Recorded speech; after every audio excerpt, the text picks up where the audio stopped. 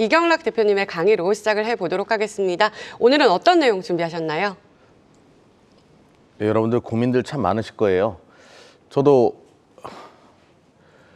주식하고 나서 이런 장 한번 겪게 되면 내가 이걸 왜 선택했을까 이럴 때가 있거든요. 근데 이번 주가 그랬어요. 고향에 계신 엄마한테 전화해서 엄마 힘들어 이러고 참 힘들더라고요. 예. 여러분들은 얼마나 힘드셨겠어요. 자, 시장 이야기 한번 해보도록 하죠. 근데 힘들 때가 딱 정해져 있어요. 그 파생에서 이제 나온 하나의 기법 중에 하나인데, 제가 자주 드립니다. 이 DI 플러스라는 요 빨간색 선이 있어요. DMI라고 여러분들 이제 그 HTS에서 설정하면 나옵니다. 모바일에서 돼요. 이 DMI가 10 이하의 가격, 제가 회색으로 줄을 만들어 놨죠. 10 이하의 가격으로 떨어지게 되면 시장은 기술적 반등이라도 나오더라. 10 이하 언저리까지 오게 되면 이렇게 기술적 반등이라도 나오더라. 그러니까 지금은 여기까지 떨어졌기 때문에 과매도기 때문에 일단은 내비두는 것이 맞다라고 제가 항상 이야기를 드려요. 차트가 무조건 다 맞냐? 뭐 그건 아니겠지만 지금까지 제가 시장의 바닥을 확인할 때 요거를 많이 썼었습니다. 그리고 또 하나 이제 갖다 붙이는 게 뭐냐면 우리 24시클럽의 또 한 명의 멤버 박현상 차장이 꼭 얘기해달라. 그래가지고 참 뭐 생색을 내더라고요. 뭐 하나 가르쳐 주면. 지금 이제 과거에 요때 찍었을 때 요때 러시아 공포감으로 인해서 찍었을 때의 반대 매매. 그거부터 한번 보도록 하죠. 반대 매매 비율이 어땠는지 1월 28일 때 3일 평균적으로 10%에 가까운 반대 매매 비중이 있었어요. 반대 매매 아시죠? 신용 써가지고 떨어져 나가는 자금들 10% 정도가 있었고, 그리고 지난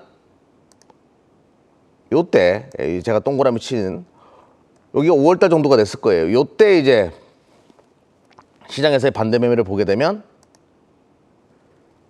10% 정도가 반대 매매 비중이 11%에서 10% 정도, 이 거래일 정도.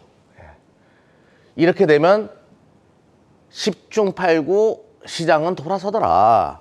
이거에 반대 매매 비중이 크게 10% 이상 증가하게 되면. 그럼 지금은요? 최근 일주일은요? 어땠을 것 같아요?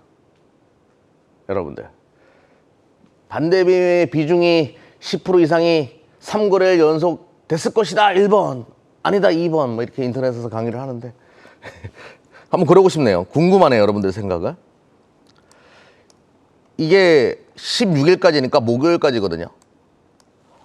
화, 수, 목, 금요일 날도 10% 넘었을 겁니다.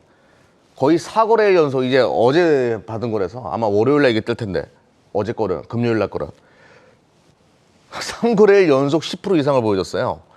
와, 수율은 13%요. 대단했죠, 이거. 그 얘기는 털릴 물량들이 많았다는 얘기예요. 털릴 물량들이. 애석하게도. 이 얼마나 힘드시겠어요. 힘들 내시고 또 살아남은 자들은 이걸 보면서 기다리시고 그럴 필요가 있는 거죠. 반대 매매 비중이 이런 식으로 움직였다는 얘기는 푸닥거리가 어느 정도 끝났다라는 관점으로 보시면 될 것 같고요. 미 시장도 내마녀의 날이 어제 끝났죠. 이 옵션, 선물 옵션 만기, 뭐 한 달에 한 번 있는 옵션 만기, 3개월에 한 번 있는 선물 옵션 동시 만기. 3개월에 한 번 있는 날이었어요. 그리고 위클리 옵션은 안 했으면 좋겠어요, 저는. 이 만기일만 되면 너무 힘드니까. 아무튼 그것도 끝났기 때문에 시장은 새로운 국면으로 접어들 수 있는 그런 가능성이 높다라고 말씀을 드리면서, 그럼 여러분들이 이런 생각을 할 거예요. 지금 올릴 만한 건덕지가 없다. 이거예요. 근데 시장은 뭐 지금 경기 침체, 고금리 시대에 야, 집값도 떨어진다고 앨런 머스크가 떠들더라. 이런 분들도 많이 계실 거고 고민들이 참 많으실 텐데, 제가 개인적으로 기대하는 건 이거거든요. 제가 이걸 예고로 계속 했어요, 이거. 유튜브나 이런 거 보게 되면. 이 정상들이 갑작스레 우크라이나를 방문한다고 했고, 거기서 EU 후보 지지, 지지, 한국경제신문에서 속보로 나온 거예요. 어제 그저께. 제가 일주일 내내 저번 주부터 계속 얘기했는데 이게 딱 EU 가입이라는 당근을 딱 던져줬습니다. 그리고 나서 저번 주에 이제 또 어제자 얘기가 나오는 게 또 뭐냐면 뭐 영국 같은 경우에 우크라이나 재건에 힘쓰겠다. 벌써 재건 얘기가 나와요. 그런데 많은 사람들이 언론 지상에서 보는 뉴스는 러시아는 지금 여전히 강력하게 지금 얘기하고 있는데 뭔 소리냐. 자, 서방의 정상들이 우크라이나를 방문하기 전에 푸틴 대통령이 얘기했던 거. 가을 얘기에 나오기 시작하고 저번 주에요. 수년간 러시아 에너지 못 끊는다. 뭐 그러면서 계속 공격적으로 으름장을 놓고 있어요. 우크라이나의 EU 후보 지지를 지지한다.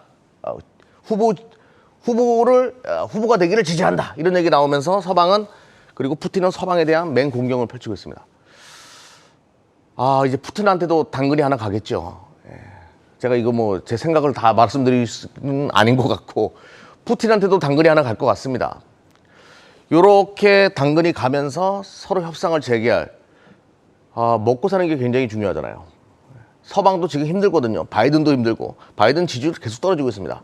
우리도 힘들고 이런 식품의 가격이 고착화되면 점점 어려워지는 거예요. 서방의 적극적인 행보, 중재의 행보가 나올 수밖에 없을 것이다라고 프랑스 마크롱 대통령도 말의 뉘앙스가 좀 달라집니다. 지금 서방 언론들도 조금 달라져요. 우크라이나 사람들 뭐 해변가에서 선탠하고 있는 거, 뭐 그거 사진 찍어가지고 이거 도와줘야 되냐, 뭐 이런 얘기들도 서서히 나오기 시작하는 걸로 봤을 때는 서서히 중재의 흐름으로 전개될 가능성을 좀 열어놓자 이거죠. 6월달은 그게 시장에 변곡점의 신호가 될 가능성이 높다는 것을 강조드리면서 요것 좀 설명드려 보도록 하겠습니다. 피터 린치, 변동성을 너무나 좋아했던 시장 하락장에서 큰 돈을 만들어내는 방법들을 고안해냈던 피터 린치가 했던 얘기. 주식시장을 이기는 핵심은 무엇일까요? 두뇌가 아니라 바로 배짱입니다. 지금은 배짱 투자를 해야 돼요. 머리로 생각하지 말고 가슴으로 생각을 해야 됩니다. 과연 지금 현재 주가지수, 내가 가진 종목의 가격이 온건하게 가치가 떨어진 것이냐, 아니면 공포감에 매도량이 많아가지고 떨어진 것이냐, 이거예요. 시장이 공포를 느껴서 두려움에 의해서 판 것이라고 하면 배짱을 부려야 됩니다. 제가 한 예로 조금 전에 말씀드렸던 요 논리를 가지고 한번 이야기 들어볼게요. 제가 요 빨간색 선이 들어왔을 때, 12하로 들어왔을 때, 배짱이 필요했을 때 옛날부터 우리가 투자했던, 지금은 우리 안 가지고 있어요. 우리가 팔고 나서 더 올라갔습니다. PNT를 가지고 한번 얘기해 볼게요. 빨간색 선이 시장이에요. 시장이. DI 플러스가 12하로 뛰었을 때 PNT 요 자리였고요. 또 올라가다가 들어왔을 때 여기가 또 요 자리였습니다. 항상 저점이었어요. 또 요 자리였습니다. 항상 저점이었습니다. 물론 뭐 여기서 더 수에 또 빠진 적도 있지만, 그리고 찍었을 때 항상 저점 신호가 만들어졌다는 것을 강조드리면서 내가 가진 종목에 대해서 배짱을 부릴 필요가 있다. 이렇게 말씀드릴게요. 그러면 이제 우리가 무엇을 봐야 되는가? 여러분들이 PNT는 이제 2차전지였으니까 2차전지 다음에 우리 24시 클럽이 보는 거 뭐 PCB나 이쪽인 건 다 아실 텐데 내가 무엇을 봐야 되는가? 이거예요. IMF 이후에 닷컴 버블이라는 혁명이 발생했었고, 인터넷 혁명. 그리고 리만 브라더스 사태 이후에 스마트폰 혁명이라는 새로운 혁명이 발생했어요.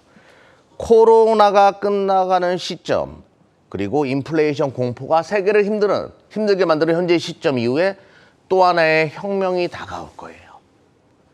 근데 이런 것들은 인터넷이나 스마트폰을 쓰는 건데 앞으로 다가오는 혁명은 제가 뭐라고 얘기하죠? 요거죠. 타는 거. 근데 이것뿐만 아니라 정말 다양하게 인간의 자율주행은 인간의 노동력을 대체하는 거잖아요. 인간의 노동력을 대체하는 산업에서 로봇 산업도 마찬가지죠. 고임금 시대. 굉장히 빠른 변화가 발생할 겁니다. 그거를 우리는 4차 산업혁명이라고 얘기하는데 인터넷에다가 4차 산업을 서칭하면 딱 여기 떠요. 로봇. 그래요. 그동안 말했던 건 인간의 노동력을 대체하는 시대, AI 시대, 로봇 시대, 자율주행 시대 다 묶어가지고 4차 산업혁명이라고 이야기하는 거죠. 그래서 4차 산업혁명 관련돼 가지고 무엇을 봐야 되냐? 아주 심플하게 생각하자고요. 여기에 들어가는 부품이 심플하게 생각하셔야 돼요. 여기에 들어간다. 이거예요. 내가 쓰는 곳에서 타는 곳으로 바뀐다고 IT가? PCB. 판때기요. 여기에 들어간 판때기가 여기에 들어가기가 얼마 만에 쓰이겠어요? 이쪽을 보자라는 거죠, 저희는 계속. 아이, 그거 많이 올라왔잖아. PCB 관련된 종목도 다 보자고요. 그거 시장 진짜 많이 올라왔는데 PCB 관련된 종목들 뭐 대표적인 종목들만 더 있어요, 여기에. 야, 이거 다 올라왔는데 뭔 소리야. 다 올라왔다라고 생각하는 건 여러분들 생각이고요. 시장은 그렇게 생각하지 않죠.